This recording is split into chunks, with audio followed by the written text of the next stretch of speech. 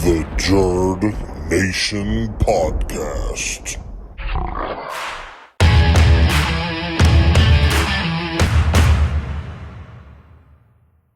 Tonight we're going to talk a little bit about wrestling goats. And I think this is going to be an interesting topic for all of us.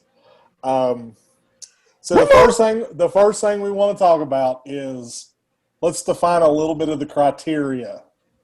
Cody, what makes a wrestler the GOAT? What attributes make him the GOAT?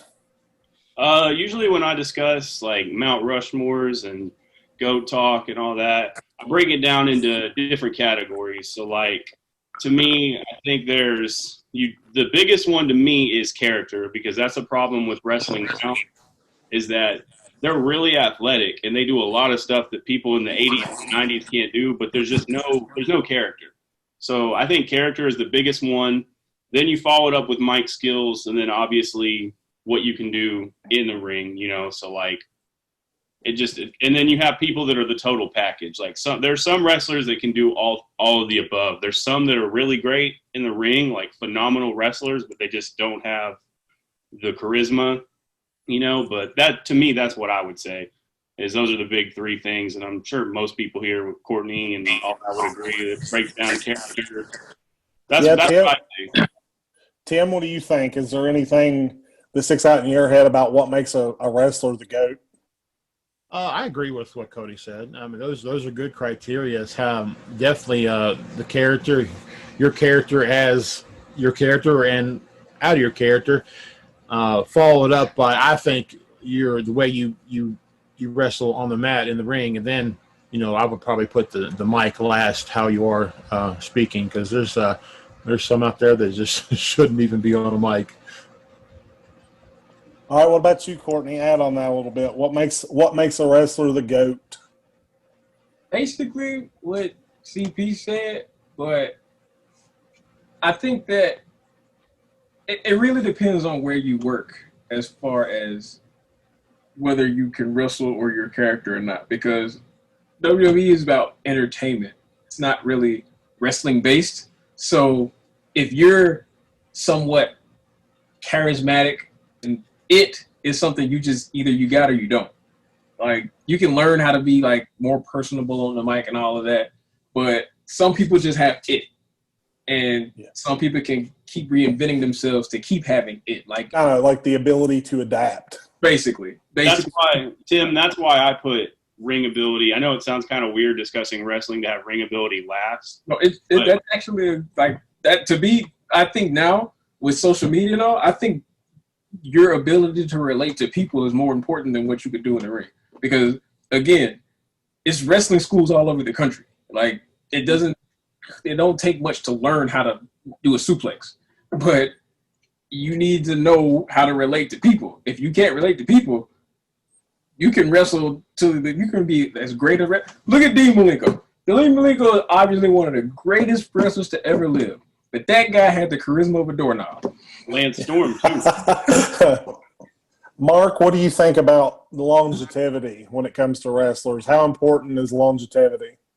Longevity to me is pretty important. I mean, you got to be in the business for a while to be considered the GOAT. I mean, I'm thinking at least 20 years plus in the business. I mean, in the big leagues, I mean, I'm talking, the big leagues promotions like New Japan, All Elite Wrestling, WWE, places like that, Impact Wrestling. If you can make it to that grand of a stage and be, there for, 10 plus years, let's just say, I think you can go in that category. Since we talked a little bit about that, because I think it's important to define the criteria: longevity, ability to adapt, mic skills, and then technique. And I think that's kind of the order they go in. I think the technique, some guys being a technical wrestler, like Kurt Angle, that translate to the ring in a way that you can tell he's just a God-given athlete that knows what he's doing. We're going to go on to who is your GOAT and why, and we're going to start with Cody. Who is your GOAT and why? based off what I told you, you know, kind of going. I like to break it down into different categories go-wise, so I might cheat and list a couple rather than just one. But That's fine. if I had to pick one overall that just, and I think everybody here will agree that just wrestling, when you think of wrestling GOATs, I would have to say Undertaker, man, because he checks the box. Great in-ring performances. That run he had from when all those matches he had with Shawn, like a lot of people don't talk about his 06 to honestly like 2011. 2012 even run where he was just putting on barn burner matches. So that's the thing for me. I would say like if you were like, hey, a GOAT overall, I would say Undertaker. But I also when I discuss GOATs, I take under consideration the time and everything. And the obvious one for me would be Austin. Steve Austin's my favorite wrestler of all time. He helped save the business. Don't really need to preach on him. The big one for me that I would say that I might get some shit for saying is Cena, because I think that what he was put up to do, no one but him could have done, man. Because everyone, WWE, Vince in particular, had put all the stock into Brock, and then was kind of starting to like think about Batista a little bit and stuff. But the big dogs were Brock And Orton. and Orton. They were thinking about Orton. And so Austin and Rock were still there. But the year that like 04, they both left after Mania 20. Cena was tasked with a damn near impossible task. You know, like they wanted him to follow up The Rock and Steve Austin I don't think anybody other than him could have done it. And so they were trying to build Brock up, and they were building Randy up in OVW, and then they brought Randy into the WWE, put him with Evolution, and they were trying to make the case for Randy to be the guy. And then, you know, like I watched something on I watched the Ruthless Aggression documentary again the other day, and JBL was actually the one that was saying that he thinks that Cena should be the next guy. So that's the thing, is like he had to carry like the legacy of what the company had. I don't know that anybody could have done that. They wanted Brock to do it, and then I've been reading Brock's book again. I actually just finished the chapter where he talked about leaving, and he just said that he went up to try to tell Vince he was drained and he wanted more time with his family, and Vince was like, how could you do this to me? You know, and like was like being real shitty towards him for wanting to spend more time with his daughter and his wife. So like, yeah, they kind of, that's what I would say, man, is Cena. Like and then Cena's he's excelled beyond just wrestling, you know, like he might not be in the best movies and stuff like that. And some people might say he's just Diet Rock. But I mean, The Rock's not. The Rock wasn't great at movies at first either. It took That's what I was going to say, is the Rock's not exactly in the best of movies either for a while, you know. I forget he was in that dang Tooth Fairy movie. Tooth Fairy, yeah.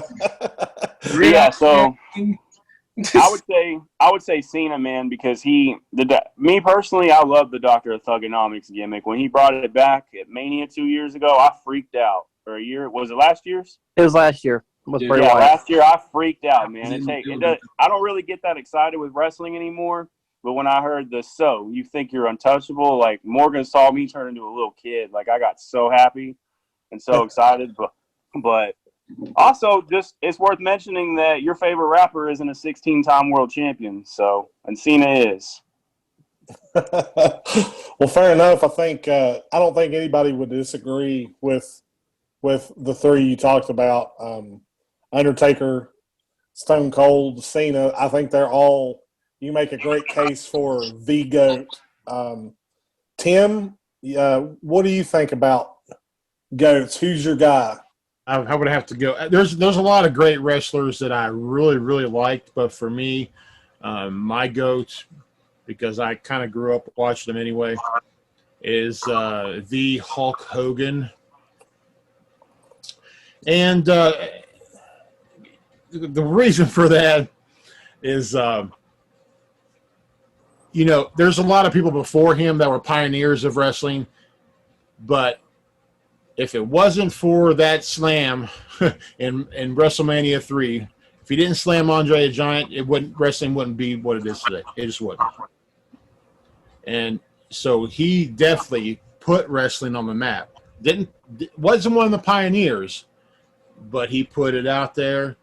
You know, he was Thunderlips in Rocky 3. That was fantastic. I can name a few that I could put up there, but for me, just because he kind of paved the way. He just threw it up there and said, hey, here's wrestling, man. It wasn't the same ever since that slam. The contributions to wrestling, especially growing up during Hulkamania and stuff. I mean, it was almost, you know, in the realm of like a Jordan-esque period of time where he's just the guy that's at the forefront. The media forces him down your throat. He was in the movies. He was popular, and you know he did help forge the sport ahead. Although there was a lot of talent left in his wake that didn't actualize. I think it's a little odd that you would mention Hogan and not discuss the best time frame of him, the NWO. Hollywood Hogan. That broke a lot of hearts, man. But you kind of had to go that way. You really do. I mean, every baby face needs to become a heel. What about you, Courtney? Who's your GOAT? Oh, my GOAT, and I think this should be everyone's GOAT, is Ric Flair. Damn it, man. The reason I say Ric Flair is why everyone talks about Hogan's movies and Cena's movies and Rock's movies, and how many movies have Ric Flair been in? None. And you want to know what? People know Ric Flair more than most people. Everyone in the world knows who Ric Flair is. And why? Because everyone knows Ric Flair is a wrestler. He's not a movie star. He's not. Ric Flair is part of pop culture phenomenon. He's a cheater. Like, oh, but you want to talk about ghosts? You really want to go there? With that said, I mean, let's not even count the countless classic matches Ric Flair has had. Like, he and Antonio Inoki sold out Japan. Like, and then let's not count the thousands of matches with Dusty Rhodes. And Stinger. Flair was like the founder of stables. Like, the Four Horsemen was the first wrestling stable in history. Like, everybody is copying off of that blueprint. The stable where Flair's the leader. You got a tag team that's a tag team champion. You got another guy that's pretty much running roughshod everywhere. Flair did that. And as far as promos, we don't need to go there. Like, if Flair is not in a class by himself as far as promos, it don't take long to call the roll. So Well, and just to kind of interject there, though, like, you know, Tim talked about Hogan as far as putting a pin on the map, but, you know, I think Courtney's pick, you know, you talked about pioneers, Tim. I mean, Ric Flair and the Four Horsemen really were the pioneers that set a trend that you still see however many, 40 years later. I mean, it's still being copied all over the world. Basically from what, like 98 on and stuff, where he just didn't know when to hang it up. It kind of, and then he went to TNA. Like, it just kind of makes it hard for me. I think he hurt his legacy a little bit. The parody part really, for me, I look at that era and say that just solidifies his legacy even more, that he was so famous and so well known that he could make those jumps and everybody cheer him on the whole time. There's not too many wrestlers from his era that could have done that. Exactly. Like, Flair, like, when you see that big gold belt, Flair paid for that out of his pocket. Like, that belt is significant because he bought it. Like, he had it made. And then it became a symbol of the world championship for like 30 plus years. Like, that is long. Like, I know a lot of people have their own like sort of championship belt where they kind of mod it to their character, you know, the smoking skull belt, whatever, or the Cena with the spinning belt. But when people see that big gold belt, the first name they think of is Flair. The only person that maintained who they were as a character and as a person in wrestling is Ric Flair.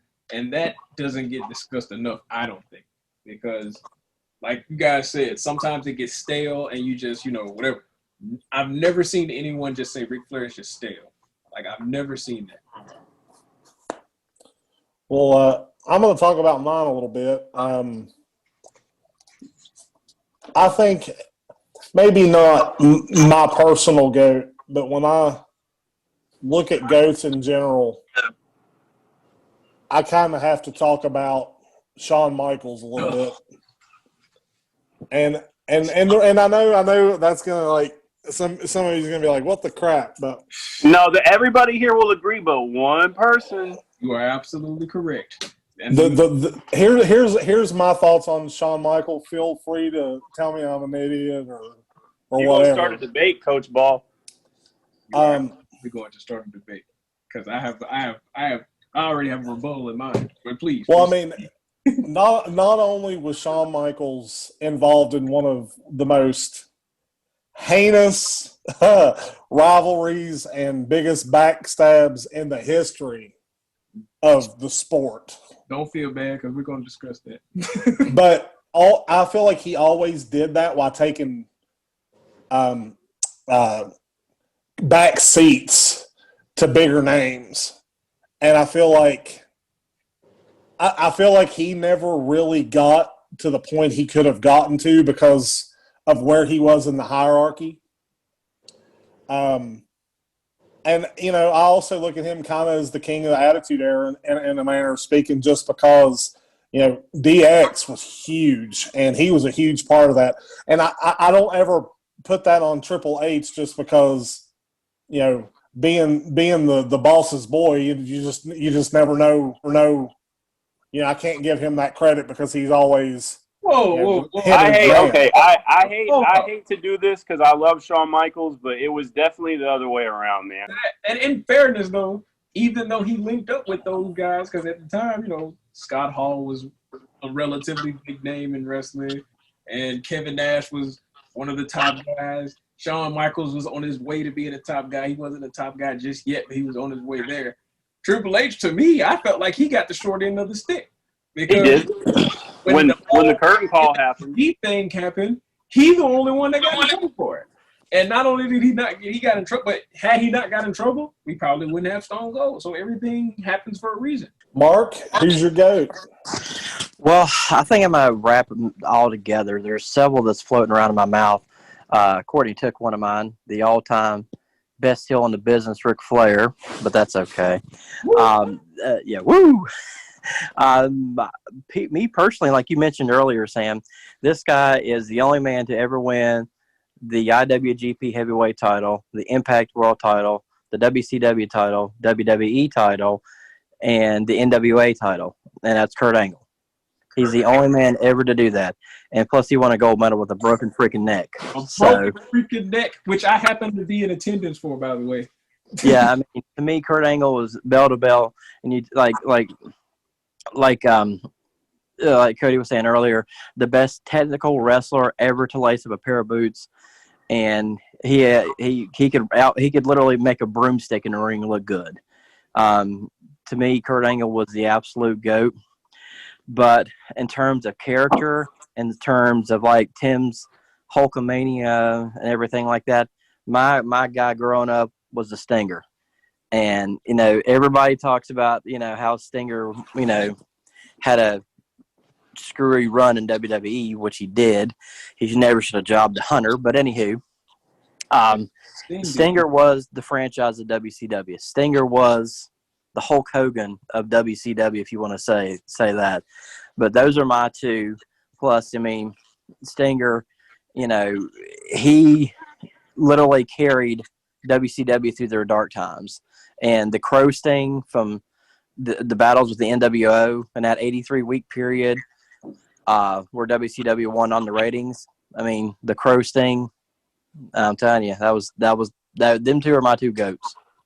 My thing about Sting, my only knock on Sting is I don't think Sting was selfish enough through his career. No, he was never selfish. And that, I mean, that's such a testament to him as a person. Like, you're exactly right. He was never selfish enough. And I mean, maybe, but I feel like, okay, like when they brought out the Crow Sting was arguably the hottest thing in wrestling, not named Stone Cold Steve Austin. Like, but it fell right in line with Goldberg. So, like, it was like right when he was about to reach his peak, here comes someone else. And then they threw him into the NWO, which I still don't get to this day. But I just felt like Sting, like right when he was about to be the guy, Hogan signs. And then Hogan goes heel, he's about to be the top guy, Goldberg comes. And then like he's doing this run, WCW folds, he goes to TNA. Soon as he's about to be big at TNA, here comes Kurt Angle. Or here comes another WWE guy. Like, I just feel Goldberg like stinks. I feel like Sting just never got his due, but I also feel like Sting wasn't like, he should have been a little bit more selfish because to be honest, I cannot recall many of his world title runs, and he has 6 of them. So Sting? Total world title runs, he has 15 between Impact and WCW and everything like that. I mean, and they're like none of them are like just off the top of my head. Well, that's because Hogan fucked him over whenever he won the belt, and Hogan was like, "No, I need to have the belt, brother." Like, it could have been nice for Sting to be like, you know, to hold on to the belt, especially considering how high he was in popularity. Because before Goldberg was a thing, like Sting was the guy. you know what's crazy? His longest, I actually looked this up today because I knew we were talking about this earlier. His longest world title reign out of any title reigns he has, you'll never guess, was in Impact Wrestling. When they first started the Main Event Mafia, he had a reign for 186 days. And and the whole point was the Main Event Mafia was eventually Kurt Angle was going to become the leader. So he had to kick Sting out. So it's just like Sting just kept getting the shaft. And for some reason, he just did not want to go to WWE. Well, he actually said in his book and said several times he wanted to go to WWE after WCW folded, except for when The Rock made that remark to Booker T, like, "Who in the blue hell are you?" And he didn't. Then after that, he didn't trust how the Sting character would be used. He was supposed to. There was big talks of him coming over around WrestleMania 18, I believe. Yeah, I remember that because they were talking about like right before the brand extension. He was talking about trying to come over there because that was like I think when the Time Warner deals and all that stuff was up. Was that what 02 was it? Yeah, 02. Then they stuck him in teams with Luger, and then they stuck him in teams with like. Then he had the thing with the Great Muta.